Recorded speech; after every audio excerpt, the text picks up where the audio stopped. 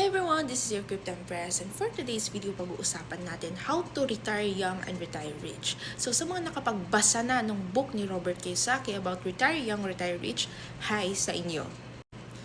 So ayun na nga, ang goal ko ngayon sa buhay ay kumita ng passive income.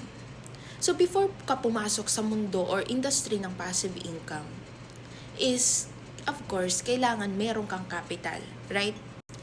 So, ngayon, dalawa yung pinaka-importanting kailangan mong meron sa buhay na mapapagkakitaan. So, number 1 is active income.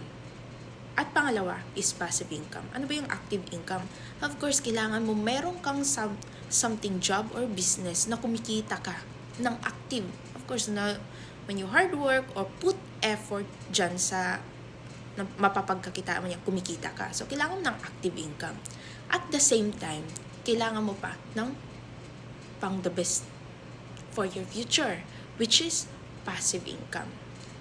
Kailangan, sa bawat kinikita mo sa active income mo, meron kang nailalagay dito sa passive income. Kasi ito yung sasalo sa'yo when you are not capable to earn. Sabihin natin, hindi man sa senior citizen ka na, 60, 70, 80. When you're not capable to earn from your active income. Kumbaga, wala kang, worst case scenario, wala kang trabaho, kumbaga nagka-something yung business mo, may sasalo sa'yo. So, yun yung pinaka-importanting mapagkakakitaan natin sa buhay natin. Active income and passive income. So, share ko lang yung journey ko, no? Paano kaya natutunan. So, before, me and my husband, meron kaming traditional business. So, sa mga kinikita doon, of course, kahit 200,000 in just a day or week, kumikita ka ng ganun, kapag wala kang alam paano ihawakan yung, wala kang idea kung saan ilalagay. Kumbaga, madami naman diyang klaseng passive income eh. Kumbaga, wala kang mapagkakatiwala ang basket para lagyan ng asset mo, di ba? So, kahit that time, malaki yung kinikita. Malaki yung kinikita ko personally. Wala akong napapaglagyan nun. Kaya, kahit kumita ko ng 200,000, kunyari, no?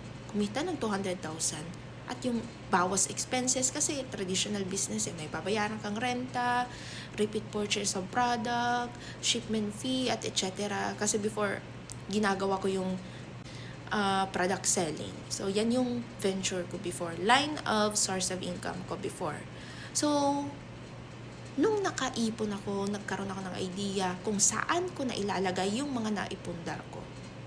Doon na ako nag-focus sa crypto staking. Pinalaki ko na lang ng pinalaki yung capital ko para lumaki yung daily earnings ko. Kumbaga yung kinikita ko sa isang araw na hindi ko na kailangan pagpaguran pa. So yun yung focus. Yung focus ko. So ang masasuggest ko, hindi ka kasi pwede makapag-jump agad sa passive income kung wala ka munang na-build na active income. Diba? Yes, pwede ka naman mag-start agad. Sabihin natin, high school ka, no? Wala ka pang work. Yung allowance mo, unti-unti mong gawing passive income sa'yo. Invest mo sa passive income, something kimikita kahit wala ka pang ginagawa, no? Who knows, 5 years from now, hindi ka pa nakapag-graduate ng high school mo or college, meron ka nang na-build. Kumbaga, magiging option na lang yung work sa'yo kasi na-build mo yung finance mo. Ako personally, ang goal ko is makapag-retire ng maaga. Bakit? Dahil hindi habang buhay bata tayo. Hindi habang buhay malakas tayo. Kung magka-OFW ka man ngayon, hindi habang buhay, lalo na sa ibang countries, no, pwede kang mag-work. Kumbaga, kahit gustuhin mo man mag-work buong buhay mo, yung trabaho na yung aayaw sa'yo, yung opportunity na yung aayaw sa'yo. So, all you can do is to build your asset.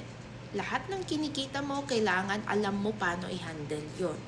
So, we have community kung gusto mo ng same idea, same mindset na makapag-retire young, retire young, retire rich. Hindi man ibig sabihin na bata ka pa agad.